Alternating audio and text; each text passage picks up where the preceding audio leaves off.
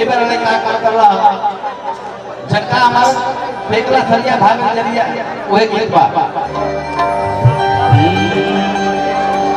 फेक दी हया थारिया बनम कइले झारिया बहु चले गिला फेक दी हया थारिया बनम कइले झारिया हमरा ओ कथारिया बहु चले गिला हमरा ओ कथारिया बहु चले फेक दी हया थारिया बनम कइले झारिया बहु चले गिला हमरा ओ कथारिया बहु चले गिला हमरा ओ कथारिया बहु चले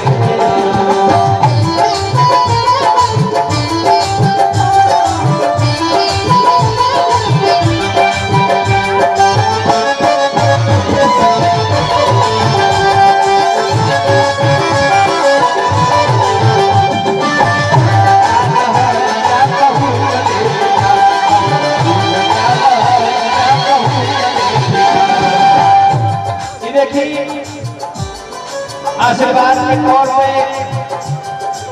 माने विप्लेंद्र सिंह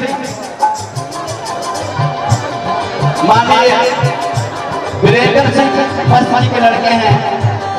विप्लेंद्र सिंह आपकी तरफ से 1001 रुपया के आशीर्वाद का स्वागत था हमने की तरफ से।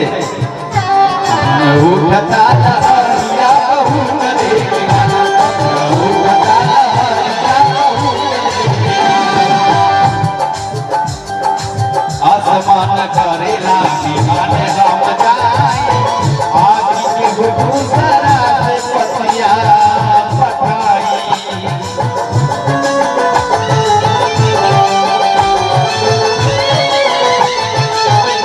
आसमान करेला विमान राम जाए आदि के दूसरा से पतिया और पढ़ना तब आप यही मन बनाई हो पड़े। देखिए परिवार आज से आदरणीय छठू राम आपके तरफ से भी पुरस्कार का स्वागत था। हमरा उठता लहरिया बहु चले गिला हमरा उठता लहरिया बहु चले गिला तरफ से पुनः 500 रुपये का आशीर्वाद स्वागत है भैया। आदरणीय भानु दुबे जी का तरफ से ये आशीर्वाद का 501 रुपया के स्वागत था हमने की तरफ से। हमरा उठता लहरिया बहु चले गिला हमरा उठता लहरिया बहु चले गिला। देखिए बड़ा हसीन कलाकार छोटे भाई प्रमोद परदेसी जी ये भी सुनाएंगे आप सबको। उनके तरफ से 501 रुपये का आशीर्वाद स्वागत था। हमरा वो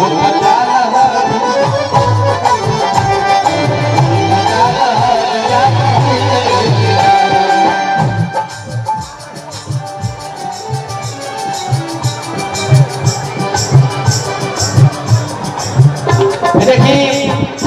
मंत्री जी के बड़े भाई ये जो कन्यादान हो रहा है आदरणीय कमलेश तिवारी की तरफ से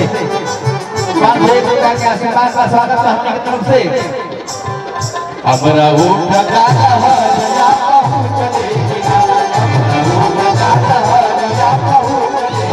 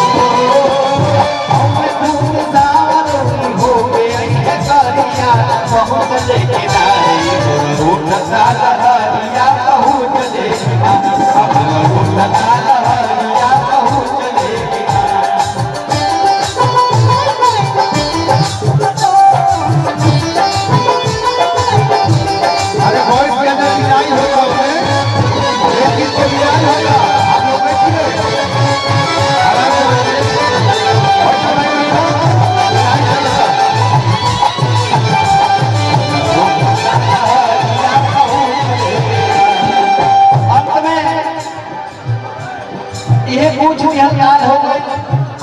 देवता के वजह से खड़िया फेंकला बात आ रहा है इतने को पूछुई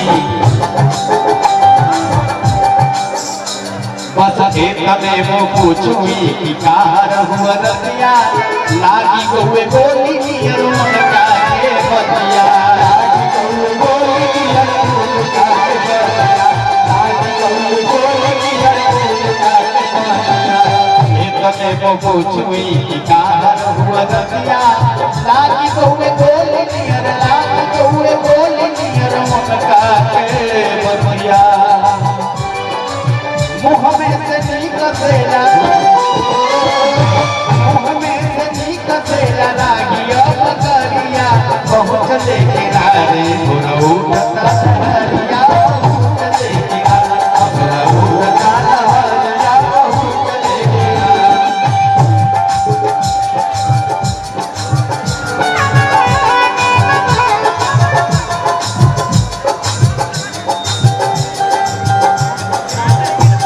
देखिए जिगरी से भाई यहाँ का कपूर चंद चौरसिया जी आपकी तरफ से 201 रुपया के पुरस्कार माननीय मंत्री जी आदरणीय उपेंद्र तिवारी जी की तरफ से 5100 रुपया के पुरस्कार स्वागत बा हमारी तरफ से आपके साथ आप सबका हमरा उठता